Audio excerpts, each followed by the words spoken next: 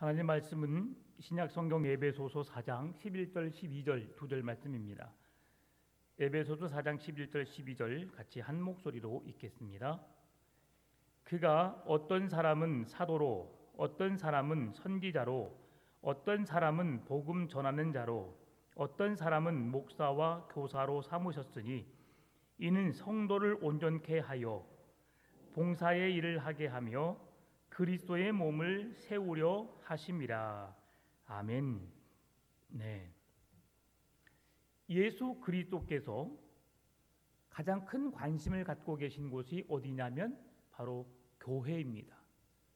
예수님이 교회의 머리요, 교회의 몸이요, 우리는 그의 지체가 되기 때문에 예수님이 가장 관심과 사랑을 갖고 있는 곳은 바로 교회라고 할 수 있습니다.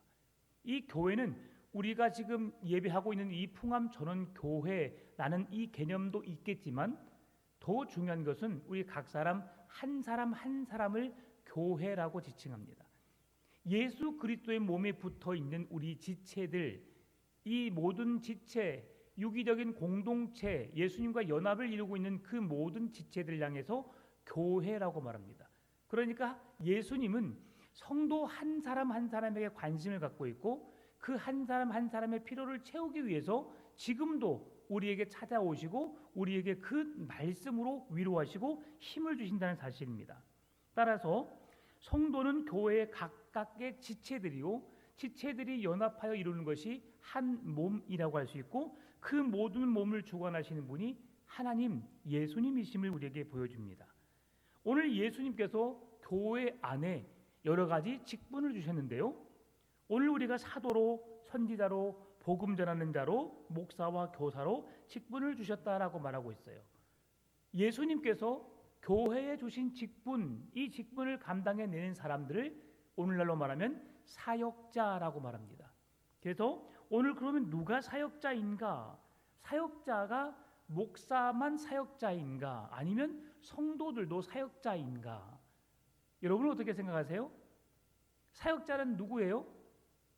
네, 여러분 생각하시기는 다 목사만 사역자라고 말하고 계시겠지만, 네, 사역자는 목사만이 아닙니다. 모든 성도를 이끌어 사역자라고 말합니다. 오늘 그 말씀을 함께 살펴보길 원합니다. 하나님께서 왜 우리에게 이런 직임을 주셨을까? 먼저 우리 11절 같이 다시 한번 읽어볼까요? 그가 어떤 사람은 사도로, 어떤 사람은 선지자로, 어떤 사람은 복음 전하는 자로, 어떤 사람은 목사와 교사로 삼으셨으니. 하나님께서 교회에 주신 직임들이 이러함을 오늘 11절은 우리에게 소개하고 있어요. 왜 이 직임을 감당하는 자를 사역자, 성직자라고 말할까? 그것은 하나님께서, 예수님께서 우리에게 주신 직임이기 때문입니다. 그래서 거룩한 직임, 거룩한 봉사, 거룩한 섬김이기 때문에 성직 그리고 사역이라고 우리가 말할 수 있습니다. 여기에서 11절에서 교사로 삼으셨으니 라고 했을 때 이 삼으셨다라는 의미는 원어상 교사로 주셨다라는 의미입니다. 교사로 삼았다라고 하는 것은 교사로 직임을 감당할 수 있도록 우리에게 선물로 주셨다, 교사의 직임을 주셨다, 그리고 목사로, 사도로, 선지자로, 복음 전하는 자로 그 모든 직임을 하나님이 우리에게 주셨다라고 하는 것으로 이해할 수 있습니다. 그래서 교회의 성도들에게 예수님께서 선물로 성직자를, 사역자의 직임을 주셨다라고 볼 수 있는 거죠. 그러면 예수님께서, 하나님께서 이 주신 사역, 성직을 우리가 어떻게 감당해낼까라고 하는 것을 우리가 함께 살펴보길 원합니다. 가장 먼저 사도라고 하는 말로, 어떤 사람은 사도라고 말합니다. 사도가 뭐죠? 사도는 예수님께로부터 보내심을 받은 사람이죠. 근데 사도가 되기 위해서는 세 가지가 필요하다고 말씀드렸습니다. 먼저는 예수 그리스도에 의해서 부르심을 받은 자, 두 번째로 예수 그리스도에 의해서 가르침을 그 예수님과 함께 한 자, 그리고 예수님을 직접 경험했고 목격했고 그래서 예수님으로부터 그 가르침을 받는 자, 세 번째는 그 예수 그리스도의 부활을 목격한 자로서 예수 그리스도에 의해서 보내심을 받은 자, 예수님으로부터 부르심을 받은 자, 두 번째는 예수님을 직접 목격하고 부활하신 예수님을 경험하고, 그리고 그 예수님의 가르침을 받은 자로서 예수님에 의해서 보내심을 받은 자, 이 사람이 사도라고 하는 것이죠. 자, 그러면 사도행전 1장 21절 22절이 더 명확하게 사도가 되는 직임이 여기에서 파생되었음을 말씀해 줍니다. 이러함으로 요한의 세례로부터 우리 가운데서 올려져 가신 날까지 주 예수께서 우리 가운데 출입하실 때에 항상 우리와 함께 다니던 사람 중에 하나를 세워 우리와 더불어 예수께서 부활하심을 증언할 사람이 되게 하여야 하리라 하거늘. 이게 사도예요. 가룟 유다가 죽임을 당하고 난 이후에 가룟 유다를 대신할 한 사도를 우리가 택하는데, 사도라고 하는 사도의 직임을 감당할 사람이 누가 될 수 있을까라고 하면서 의논하면서 그 사도로서의 자격 요건을 사도행전 1장 21절 22절에서 말씀해 주고 있는 거예요. 항상 우리와 함께 다니던 사람 중에, 이것은 무슨 말씀이에요? 예수님께로부터 부르심을 받았고 예수님과 함께 살았고 예수님의 가르침을 받았고 예수님의 죽으심과 부활을 목격했으며 예수님에 의해서 이제 세상에 보냄을 받는 사람, 이 사람이 사도라고 하는 것이죠.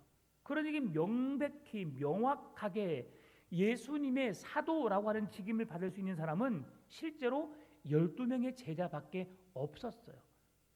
예수님의 12제자 외에는 사도라 칭함을 받을 수 있는 자가 없었습니다. 그런데 가룟 유다를 대신해서 한 사도를 선택해야 되는데, 그 사도를 선택함에 있어서 우리가 잘 알고 있는 것처럼 마띠아가 선택을 받았죠.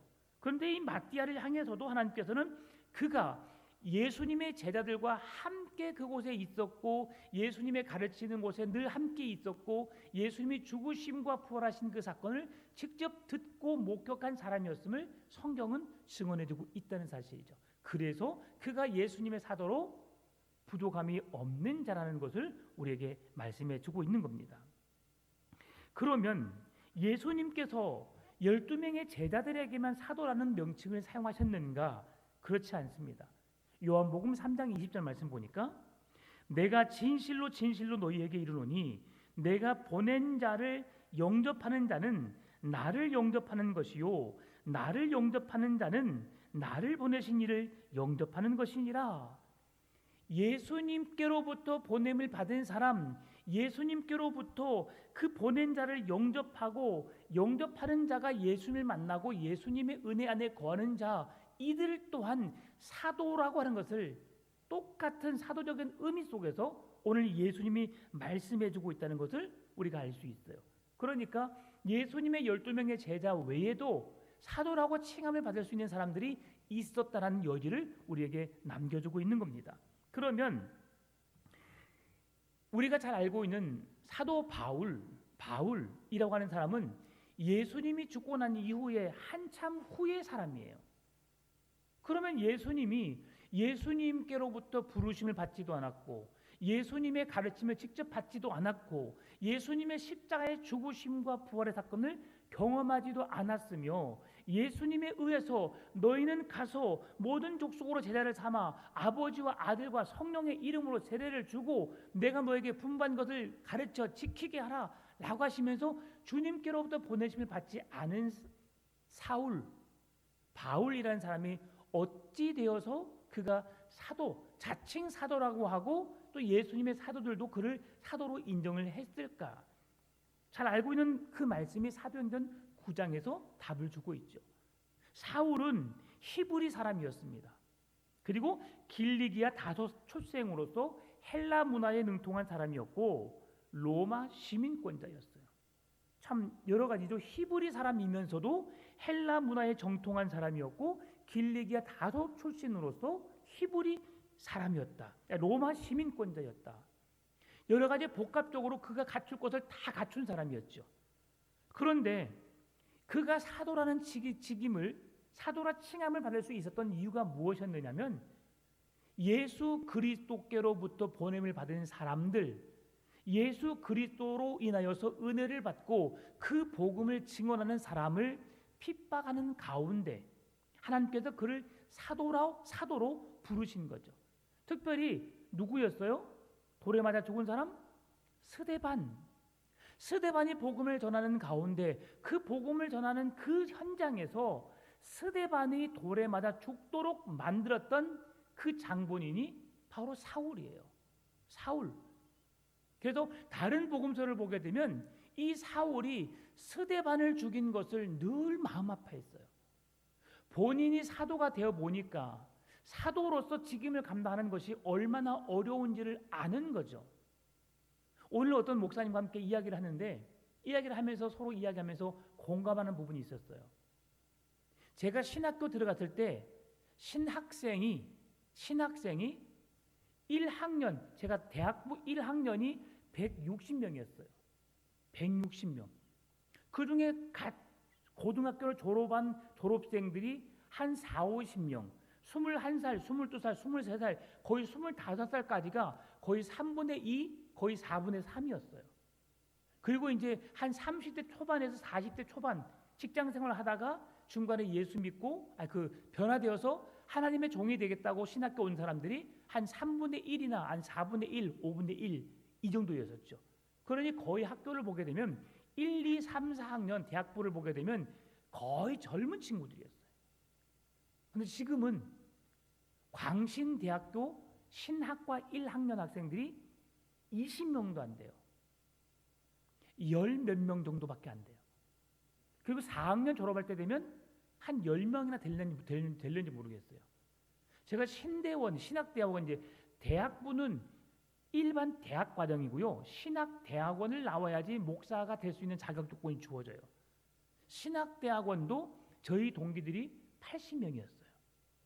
근데 지금은 20명도 채 되지 않아요. 이 정도로 학생이 확 줄어버렸어요. 그리고 지금은 그 신대원에 가는 학생들이 20대 중반, 후반, 30대 초반이 한 5명에서 10명도 안 되고 나머지는 다 만학도들, 직장생활 하다가 사회생활 하다가 이제 내가 하나님의 종이 되어야겠다고 소명을 받은 사람들이 오는 사람들이 많다는 거죠. 그러니까 우리 교회가 사역자가 없는 이유가 여기에 있어요. 교회는 많이 있는데 사역자들이 없어요. 신학생들이 없는 거죠. 그런 신학생들이 없고 또 없는 중에서도 젊은 사람은 드물고 나이 든 사람이 더 많기 때문에 교회가 나이 든 사람들 쓰기를 좀 꺼려하고요. 또 쓰려고 해도 없어요. 왜 그러느냐면 그들이 나이 든 사람들은 이제 현장에 가서 하는 날짜 별로 남지 않았기 때문에 될 수 있으면 나이 든 사람도 나이가 적은 사람도 큰 교회 가서 배우려고 해요. 그러니 20명이라고 한다면 우리 광주권에서 우리 풍암전원교회가 20위권에 들 수 있을까 못 들까요? 자, 1, 2, 3학년이 다 치면 3학년까지 60명이나 생각해봐요. 60명. 그러면 우리 풍암전원교회가 광주, 서구, 동서, 남북, 광산구를 포함해서 우리가 60위권 안에 교회가 들을 수 있을까요? 우리 교회 규모가? 아쉽게 우리 교회가 61위예요. 61위. 예. 그래서 60명밖에 없기 때문에 안 되는 거예요. 이런 추세. 자, 이것은 그냥 제가 드린 말씀이고요. 그렇게 사역자가 부족한데 더 안타까운 거 뭐냐면 그렇게 하나님께로부터 부름을 받아서 그 귀한 직임을 감당하려는 사람들이 극히 줄어들었다는 사실이죠. 인구도 감소되었지만 특별히 하나님의 종이 되기 위해서 목회자가 되기 위해서 신학교를 찾는 자들이 극히 줄어들었다는 사실이에요. 그러다 보니까 오늘 이렇게 사역자들이 많지 않아요. 그런데 그러한 상황 속에서 오늘 이제 그렇게 부름받은 사람들을 오늘 사도와 같은 자로 하는 그 칭함을 받게 되는데 왜 다시 본론으로 돌아와서 왜 그러면 사울이 그런 사도라는 칭함을 받게 되었느냐? 사울은 사도행전 9장 4절 5절 보게 되니까 땅에 엎드러져 들림에 소리가 있어 이르되 사울아 사울아 네가 어찌하여 나를 박해하느냐 하시거늘. 이게 바로 사울을 부르시는 예수님이에요. 콜링이죠. 대답하이르되 주여 누구시니까? 이르시되 나는 네가 박해하는 예수라. 예수님이 직접 그를 부르신 거예요. 예수님이 그를 만나 주신 것이죠. 그리고 그 9장에 보게 되면 예수님에 의해서 이제 그 복음을 증언할 자로 보내심을 받은 자가 사울이죠. 그래서 사울이라 이름하지 않고 바울이라고 이름을 바꿔서 그가 가장 높은 자에서 가장 교만한 자에서 가장 겸손한 자, 가장 낮은 자 바울의 이름을 얻고 예수 그리스도를 만난 이후에 그가 예수 그리스도를 믿는 자들을 박해하였고, 그리고 스데반을 죽이게 되니까 스데반의 죽음 이후에 많은 그리스도인들이 사방으로 흩어지게 되니까 그 흩어진 사람들을 잡으러 가기 위해서 사울이 길리기아 다소라고 하는 지역까지 잡으러 가는 거예요. 다메섹까지 잡으러 가는 것이죠. 그러니까 길리기아 다소 출신이지만 다메섹까지 잡으러 갔는데 예루살렘에서 다메섹까지가 240km. 240km 정도 되면 광주에서 대전 정도 되는 거리예요. 거기를 잡으러 가요. 여러분 잡으러 갈 용기 있어 없어요? 240km 대전까지 여러분 잡으러 갈 수 있겠어 없겠어요? 예, 그런 용기가 있는 사울이었어요. 그런데 그렇게 해가지고 잡으러 가는 가운데 예수님이 찾아오셨고 만나 주셨고 바로 네가 핍박하는 예수라고 말씀해 주셨고, 그 예수님이 모든 세상의 죄인들을 구원하시기 위해서 십자가에 죽으시고 부활하신 그 주님이심을 그에게 알려주셨고, 이제는 그들을 핍박하는 자가 아니라 복음을 증언하는 자로 네가 그 사명을 감당하라고 예수님께서 직접 그 사명을 주신 것이죠. 3년이라는 시간 동안에 예수님의 제자들이 예수님께 부름을 받고 배우게 되고 죽으심과 부활을 경험하여서 예수님께 보내심을 받은 것과 달리 한 일주일, 열흘 만에 사울은 사도가 되어서 그 복음을 증언하는 자로 세움을 받았다는 것이죠. 그런데요, 놀라운 것은 예수님의 제자들은 3년이라는 시간 동안 배웠지만 3년 동안 배운 것보다 더 유식하고 박식하고 예수가 누구인지 보다 더 잘 알았던 사람이 바울이었어요. 왜냐하면 길리기아 다소 그리고 그 가말리엘 문화에서 율법에 능통한 자라고 하는 것은 구약 성경을 달달달 외웠던 사람이에요. 요즘에 예전에 뉴스 보니까 김 무슨 희 씨가 성경을 다 외웠다고 하는 말이 있더라고요. 성경을 외웠다는 말이 진짜인지 가짜인지 증명이 되지 않지만 쉽지 않죠. 성경을 외웠다라고 하는 것은 당시 율법학자들은 거의 모든 것이 박식했어요. 여러분 재판관들이 법적인 판결을 내릴 때에 어떤 상황이 주어지게 되면 그 몇 조 몇 항을 보고 읽어요, 아니면 머릿속에서 몇 조 몇 항을 외웠다가 말을 해요. 외웠다가 말을 해요. 명확하게 그걸 증언해 주기 위해서는 몇 조 몇 항이 어떤 문건, 어떤 사건이 이 문항에 속한 줄 알고 그걸 펴서 명확하게 읽어주기도 하지만 그들도 거의 다 외우는 수준이죠. 그런 걸 보면 오늘날의 목회자들이 좀 부족하고 좀 부끄러운 모습들이 많이 있지만 그래도 성경의 흐름이나 이해 정도에서는 우리가 많이 알려고 노력을 하고 있죠. 자, 그렇게 박식했던 사람, 그래서 예수님께로 또 보내심 받았는데 사도행전 9장 15절 말씀 보니까 주께서 이르시되 가라. 예수님께로부터 보내심 받은 사람이죠. 가라. 이 사람은 내 이름을 이방인과 임금들과 이스라엘 자손에게 전하기 위하여 택한 나의 그릇이라. 사람들 앞에서 지금 그가 사도로 직임을 받은 자가 적합하다는 것을 증명해내기 위해서 15절을 말씀해 주고 있는 거예요. 그리고 20절에서 22절 보니까 즉시로 각 회당에서 예수가 하나님의 아들이심을 전파하니 듣는 사람이 다 놀라 말하되 이 사람이 예루살렘에서 이 이름을 부르는 사람을 멸하려던 자가 아니냐, 여기 온 것도 그들을 결박하여 대제사장들에게 끌어가고자 함이 아니냐 하더라.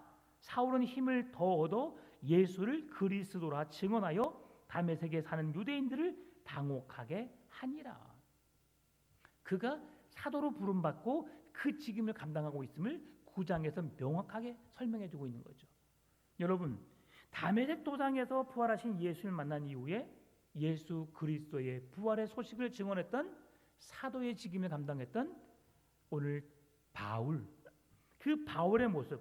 그러면 이 바울만, 예수님의 12 제자, 또 마띠아, 바울이라는 사람만 사도라는 칭함을 받게 되었느냐? 그렇지 않아요.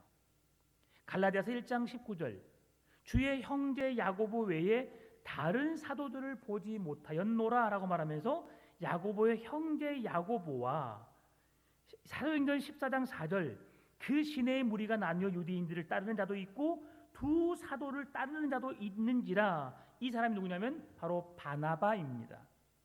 또 로마서 16장 7절 말씀 보니까 내 친척이요 나와 함께 갇혔던 안드로니고와 유니아에게 문안하라. 그들은 사도들에게 존중이 여겨지고 또한 나보다 먼저 그리스도 안에 있는 자라 라고 하면서 안드로니고와 유니아도 사도라는 칭함을 받게 된 사람이라고 하는 것을 우리에게 소개하고 있어요. 그러니까 사도라 함은 원론적인 것은 우리가 말씀했던 것처럼 사도의 직임은 사도행전 1장 21절 22절에서 말씀해 주고 있는 것을 충족시켜야 하지만 그 충족된 인원들이 12사도에 제한되지 않고 마띠아까지 포함하고 그리고 사도 바울도 그 속에 포함시키고 바나바도 그리고 안드로니고와 그리고 오늘 말하고 있는 유니아까지도 그 사도에 포함되어 있는 사람이라는 것을 우리에게 소개하고 있습니다. 그래서 그 직임을 어떤 특정한 사람에게 주긴 하였지만 그 직임을 꼭 예수님의 곁에서 함께 먹고 마시고 자고 유숙했던 사람뿐만이 아니라 그 옆에 함께 거닐었던 자들에게도 그 기회가 주어졌고 또 예수님이 죽음 이후에 한참 후의 사람이지만 사도 바울에게도 그 사도란 직임이 주어졌음을 우리에게 말씀해 주고 있는 것이죠. 그래서 그 부활하신 예수님의 소식을 제가 아까도 말씀드렸지만 마태복음 28장 18절에서 20절 우리 같이 읽어볼까요? 예수께서 나와 말씀하여 이르시되 하늘과 땅의 모든 권세를 내게 주셨으니 그러므로 너희는 가서 모든 민족을 제자로 삼아 아버지와 아들과 성령의 이름으로 세례를 베풀고 내가 너희에게 분부한 모든 것을 가르쳐 지키게 하라. 볼지어다 내가 세상 끝날까지 너희와 항상 함께 있으리라 하시니라. 아멘.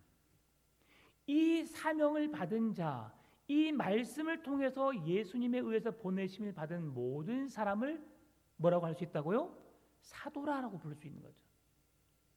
여러분들 또한 마태복음 28장 18절 20절 말씀 모든 성도에게 주신 것은 아니고 사실 이 계명은 하나님께서 그들에게 사도라 칭함을 받은 자들에게 주시는 명령이었고 말씀이었어요.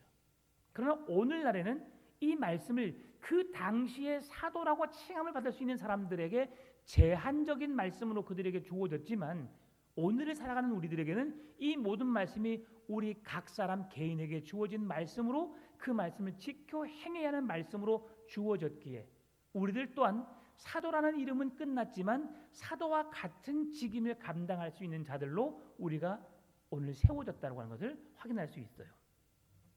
두 번째는 선지자입니다. 선지자는 구약의 하나님으로부터 직접 메시지를 받고 그 메시지 받은 것을 사람들에게 선포하는 자, 이들을 일컬어서 선지자라고 했어요. 그래서 회개하라, 그 말씀을 선포하였고 하나님의 뜻을 그대로 백성들에게 전달했던 사람이 선지자였습니다. 그런데 미래에 일어날 일들 그뿐만이 아니라 하나님의 말씀을 전하는 사람들 또한 선지자적인 직임을 감당하는 자. 그래서 예수님이 왕직, 선지자직, 제사장직의 삼중직을 감당하신 분으로 우리에게 소개되고 있어요. 꼭 예수님이 미래에 일어나야 할 일들만을 말씀하신 것이 아니라 현세적이고 과거에 일어난 모든 일들까지도 말씀하시면서 그 선지자적인 직분을 감당하셨음을 우리에게 보여주고 있는데요. 그런데 이 선지자가 언제 끝났느냐? 선지자의 직임이 언제 끝났느냐? 마태복음 11장 13절이 그 답을 줍니다. 모든 선지자와 율법이 예언한 것은 요한까지니. 요한이 누구예요? 세례 요한입니다. 세례 요한.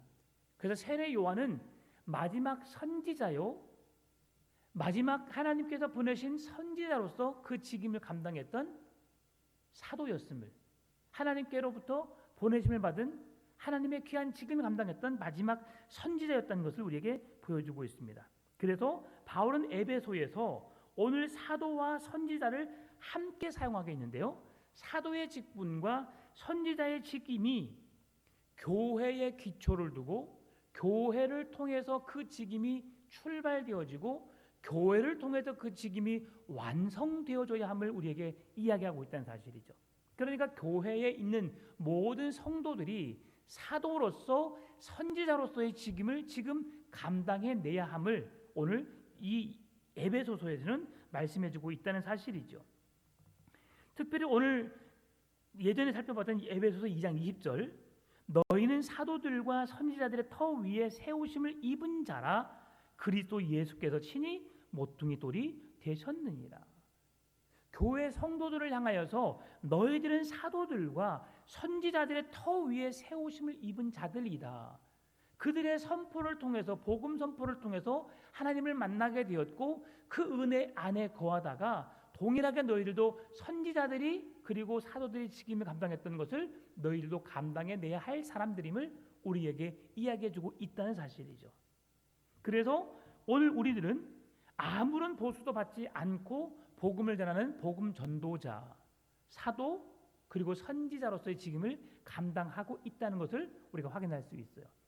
그러면 여기서 우리가 한번 생각해 볼 수 있는 게 뭐냐면, 그러면 왜 목사들은 왜 일을 하지 않고 교회에서 그 사례비를 받으면서 우리는 교회 나와서 봉사하고 헌신하는데 우리에겐 돈을 주지 않고 왜 목사에게만, 사역자에게만 돈을 줍니까? 라고 이야기할 수 있어요. 왜 줄까요? 그 일에, 그 직무에 전념하도록. 세상의 일을 할 수 있어요. 사도 바울도 그 소리를 듣지 않기 위해서 그 전에 자기가 했던 일을 통해서 많은 돈을 벌어놓았고 그 돈을 다 쓸 때까지는 그는 교회에다가 돈을 요청하지 않았어요. 그리고 마지막 그가 복음을 전하면서 그 사도의 직임을 감당하면서 그 필요한 곳이 있었을 때에 성도들에게 도움을 요청했던 것이고요. 그리고 오늘날의 목회자들은 하나님께서 제사장적인 그런 하나님의 의미에서 복음을 전하고 교회 성도들을 관리하고 성도들로 하여금 하나님 앞으로 더 가까이 나아가도록 전념하도록, 그렇게 하나님이 직접 부른 것은 아니지만 하나님의 부르심에 응답하여서 그 사명을 감당하기 위해서 헌신된 자로 구별된 사람들. 그래서 목사가 사도도 아니고 선지자도 아니지만 그래서 특별히 목회자적인 하나님의 말씀을 연구하고 말씀을 잘 성도들에게 전하여서 하나님을 깊이 만날 수 있도록 그렇게 해주는 자로서 그 직임을 감당해내는 것이죠.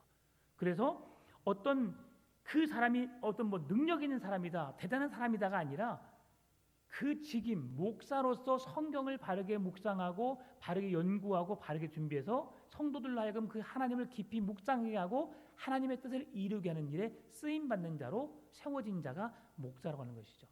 그래서 사도, 선지자 다음에 누구를 이야기하고 있어요? 목사와 교사를 이야기하고 있어요. 복음 전도자는 바로 선지자나 사도 똑같은 의미입니다. 근데 복음 전도자는 사실은 그 당시에도 사례를 받지 않고 복음을 전했어요. 그런데 그 교회가 그들을 책임져 줬죠. 그래서 그 당시에 고아와 과부, 나그네들을 돌보고 그들이 유숙할 곳을, 잠잘 곳을, 먹을 것을 제공해 줘야 되는 것이 교회였어요. 그들이 그래서 마음껏 어느 곳에 가든지 교회에서 유숙하면서 교회가 제공하는 먹을 것과 입을 것을 제공받으면서 그들은 아무것도 받지 않고 복음을 열심히 전할 수 있는 직임을, 전도자의 직임을 감당했던 것이죠. 그러면 또 다시 교회 주신 직분이 뭐냐? 목사와 교사를 말씀해 주고 있는데요. 목사와 교사 속에서는 구약 성경에서는 감독관이라는 칭호를 썼고요. 신약 시대에는 지역 회중의 감독과 동일한 존재, 거의 같은 의미죠. 그래서 오늘 이 말씀 보게 되면 목사와 교사라고 하는 이 원문을 보게 되면 정관사가 하나예요. 그런 무슨 말씀이냐? 목사와 교사가 같은 직임을 감당하는 자라는 것을 말할 수 있어요. 그러니까 한 사람이 두 가지 기능을 감당한다는 것이죠. 성도들을 목양하고 성도들에게 가르치는 사역을 동시다발적으로 감당하는 사람이 목사임을, 목사가 교사의 직임까지 감당해서 말씀을 가르치고 선포하고 그 뜻을 전하는 자로서 하나님 앞에 쓰임받고 있다는 것을 볼 수 있습니다. 그래서 중요한 것이 뭐냐? 직분이 아니라 그 사람이 가진 기능이라는 거예요. 직분이, 여러분, 절대 우리는 직분이 벼슬이 되어서는 안 됩니다. 직분은 더 열심히 섬기라고 준 거죠. 오늘날에 지금 공무원들이 겁나게 고생하고 있대요. 원래 바빠야 되거든요. 원래 그 김재동 씨가 연설하는 강연을 보니까 참 감동이 돼요. 공무원들은 누가 주는 세금으로 먹고 살아요? 국민이 주는 세금으로 먹고 살아요. 자, 목사는 누가 주는 돈으로 먹고 살아요? 성도가. 그래, 목사는 성도들의 말을 잘 들어야 돼요. 성도들이 왕입니다. 그러죠. 그러나 목사가 소리를 내는 이유는 뭐냐면 성도를 무시해서가 아니라 하나님의 뜻을 조금 더 묵상하고 조금 더 깊이 알기 때문에 그 방향으로 가도록 이끄는 건데요. 그러나 목사도 틀릴 수 있어요. 그러니까 성도들에게 귀를 기울여야 되는 거예요. 성도들의 말을 잘 들어야 돼요. 근데 성도들이 바르게 분별하고 바르게 설 수 있어서 목회자와 함께 그 교회를 세워가는 것이 무엇보다 중요한 거죠. 그런데 성도들은 세상의 일에 얽매여서 교회나 어떤 하나님의 복음에 대한 일들보다도 먹고 마시고 세상적으로 일하는 것에 더 많은 관심을 두기 때문에 목회자가 온전히 말씀 연구하고 성도들을 위해서 기도하고 그렇게 생각하는 것보다 덜 하기 때문에 조금 더 목사가 교회를, 성도를 더 깊이 사랑한다고 볼 수 있지만 그렇다고 그 정답은 아니라는 거죠. 그래서 연합하여서 함께 해야 돼요. 함께. 그래서 교회와 성도와 목사가 같이 한 목소리로 한 배를 타고 같이 가야 되는 것이죠. 그렇게 하는데 중요한 것이 뭐냐면 직분이 아니라 기능이라고 하는 거예요. 그래서 직분이 목사면 그 교회의 대표, 장로면 그 교회 교인들의 대표라기보다도 더 열심히 겸손하게 엎드려 기도하고 더 열심히 솔선수범해서 섬기는 자, 이게 목사와 장로와 권사와 집사가 된다는 사실이죠. 예수님께서 그 낮은 자리에서 섬기셨고 헌신하셨고 그렇게 자기 자신의 생명을 내어주기까지 희생하셨던 것처럼 말이죠.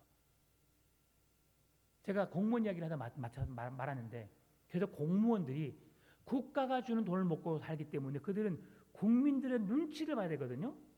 그런데 국민들이 공무원의 눈치를 보며 살았어요, 그동안. 그런데 이번 정부에 다시 대통령이 바뀌면서 지금 공무원들이 겁나게 바쁘대요. 눈코 뜰 새 없이 바쁘게 지낸대요. 좋은 징조라고 생각합니다. 힘들겠지만 그러나 국민이 잘 살 수 있는 나라. 그래서 조금 이번에 좋은 게 뭐냐면 이렇게 이재명 대통령이 하수구 사업을 좀 그전에 많은 피해가 있었기 때문에 각 지방자치단체 모두 다 하수구를 잘 뚫어서 비로 인한 피해가 없도록 해라 라고 조치를 먼저 내렸기 때문에 이만큼의 피해를 얻었다는 거예요. 그러니 잘하고 있는 거죠. 먼저 앞서서 준비하고 사고가 없도록 해야 됨에도 불구하고 이번에 많은 피해가 있었죠. 제 동기 목사님 교회도 아예 다 잠겨버렸어요. 본량 제1교회라고 삼도동에 있는데, 그쪽에 있는데 장성 가는 길 그쪽에 있는데 교회 마당 사택 4년 전에 잠기고 이번에 또 잠겼어요. 그래서 얼마나 끔찍할까요? 근데 이제 그 한번 노하우가 생겨서 그랬다고 합니다. 근데 제가 아직 피해는 잘 모르겠지만 4년 전에 딱 잠기는 수준이 있어가지고 모든 가전 제품을 그 높이 위에다가 놓고 썼대요. 예, 얼마나 힘들었겠어요. 냉장고 문을 여는데 밑에 냉장실 열자면 냉동실은 엄청 높이 있겠지 않겠습니까? 농이나 옷 같은 것도 다 밑에다 놓으면 다 침수되니까 다 위에 놓고 썼다는 거예요. 그래서 조금의 피해를 면하긴 했지만 그래도 많은 것들이 가전제품도 거의 절반 이상이 쓸 수 없을 정도다. 거기도 마찬가지로 마당에 봤더니 냉장고가 둥둥 떠다니더라고요. 교회 마당에. 그렇게 소외를 입었죠. 다시 이제 본문 돌아와서 자, 오늘 그래서 이 직분을 우리가 감당하도록 사도로서 선지자로서 복음 전하는 자로서 목사와 교사로서 직임을 주셨는데 왜 그 직임들을 주셨을까? 오늘 12절에 말씀해 줍니다. 같이 읽겠습니다. 이는 성도를 온전하게 하여 봉사의 일을 하게 하며 그리스도의 몸을 세우려 하십니다. 아멘. 하나님께서 교회에 이 같은 직분을 사도로서 선지자로서 복음 전하는 자로서 목사와 교사를 주신 이유가 무엇이냐? 교회에 첫 번째는 성도를 온전하게 하기 위함이다. 사도, 선지자, 복음 전하는 자, 목사와 교사가 존재한 이유가 뭐냐? 성도들을 말씀 앞에 온전하게 세우기 위한 직분으로 주셨다는 것입니다. 여기에서 온전하게 세운다라고 하는 것은 충분히 갖추도록 준비시킨다는 뜻이에요. 그래서 성도들이 그 말씀 앞에서 하나님 앞에서 온전히 바로 설 수 있도록 하나님의 거룩한 백성으로 세워질 수 있도록 준비시키는 자, 그 직임을 감당할 수 있도록 그 직임을 준비시켜서 하나님이 언제든지 그 직임을 사용하길 원하실 때에 쓰임 받도록 준비시키는 자가 사도요, 선지자요, 복음 전하는 자요, 목사와 교사라고 하는 것이죠. 하나님의 선지자가, 구약의 선지자가 이스라엘 백성들에게 말씀을 전할 때에 그 전하는 모든 말씀은 하나님의 뜻을 전하는 것이었고 그 뜻대로 살아가게 하기 위함이었던 메시지였던 것과 마찬가지로 오늘 신약의 교회도 동일하게 적용되어짐을 말씀해 주고 있습니다. 두 번째는 봉사의 일을 하게 하기 위함이다라고 말하는 거죠. 그 직임을 맡은 자들뿐만이 아니라 모든 성도들에게 그 봉사의 직임을 감당해서 하나님의 일을, 하나님의 영광을 드러내는 그 귀한 일에 쓰임받게 하기 위함이다. 로마서 16장 3절 4절 말씀 보니까 너희는 그리스도 예수 안에서 나의 동역자들인 브리스가와 아굴라에게 문안하라. 그들은 내 목숨을 위하여 자기들의 목까지도 내놓았나니 나뿐 아니라 이방인의 모든 교회도 그들에게 감사하느니라.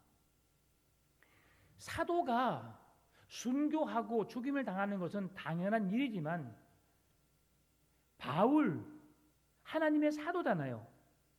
바울, 디모데, 목회자. 여러분, 목회자가 목을 내놓고 목숨을 잃는 것은 그래 하나님께 헌신했으니까 목을 내놓는다 할지라도 성도보다 목회자가 더 앞서야지라는 것은 모든 성도들의 생각이에요. 그런데 오늘 본문에 누구가 말하고 있어요? 브리스가와 아굴라 부부가 그들은 예수님을 위해서 자기의 목을 내놓는 자다. 그러니 목사와 교사로 사도와 선지자로 복음을 전하는 자들만 내 목을 내놓고 교회가 교회에서 세워지는 일에 힘쓰는 것이 아니라 우리 모든 성도들이 주의 복음을 위해서 내 목숨을 잃는다 할지라도 그 복음의 사명을 감당해야 함을 우리에게 보여주고 있습니다. 그래서 바울은 모든 성도들, 특히 브리스가와 아굴라 부부를 자신의 동역자라고 부릅니다. 동역자.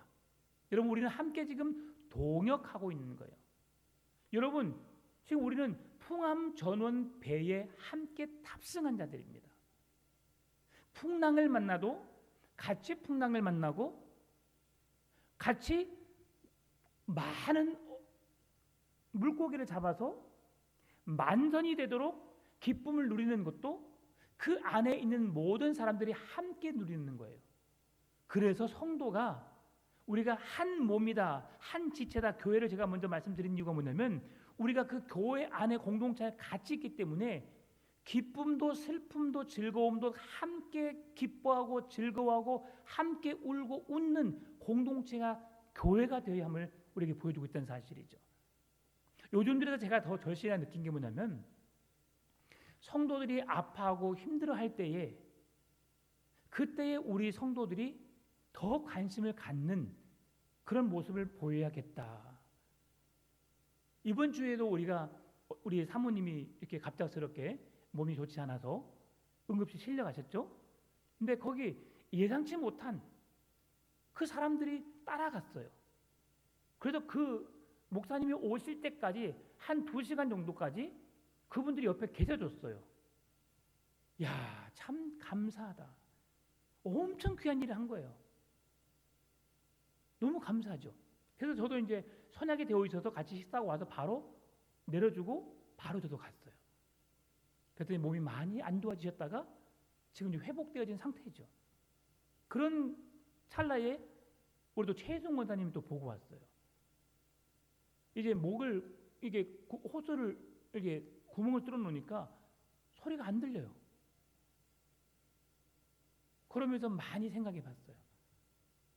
만약에 저분이 내 엄마라면 내가 이렇게 한 달에 한 번이나 2주에 한 번이나 3주에 한 번 내가 찾아뵐까? 한 주가 멀다고 그냥 자주 찾아뵐 것 같은데 나도 아직은 그런 한 교회 공동체라고 하는 것을 내가 입술로 선포하고 말하지만 나도 아직은 멀었구나라는 걸 생각해 봤어요. 한 3주 만에 뵀는데 너무 고마워서 그분은 그냥 보자마자 그냥 눈물을 흘려요. 저도 같이 울고 같이 기도하고 딱 들리는 소리가 그거예요. 빨리 가래요. 가. 우리에게 그런 마음이 있었으면 좋겠어요. 안 됐어. 왜 그랬을까가 아니라 나의 가족이에요. 나의 가족이 지금 아파하고 있어요. 나의 가족이 그렇게 힘들어하고 있어요. 내가 너무 바빠서 못 찾아뵙지만 그래도 시간을 내서 억지로라도 한번 찾아뵐 수 있는 것이 가족이거든요. 오늘 이 일을 위해서 하나님이 우리를 부르셨다고 말씀하시는 거죠. 말씀을 마무리합니다. 사역은 일부 선택된 사역자만이 감당하는 일이 아닙니다. 목사 한 사람이 모든 성도들에게 신방하고 그 성도들을 돌아보고 하는 게 아니에요. 그래서 성경이 뭘 말해주고 있느냐?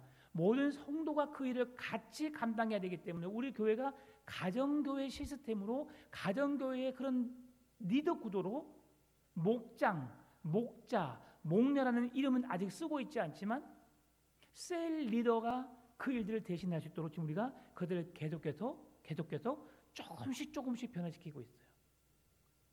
셀 리더들이 셀원들의 가정과 형편을 파악해서 함께 기도하고 또 목회자에게 보고해서 어떤 어려움이 있나 없나 그렇게 해야 되거든요.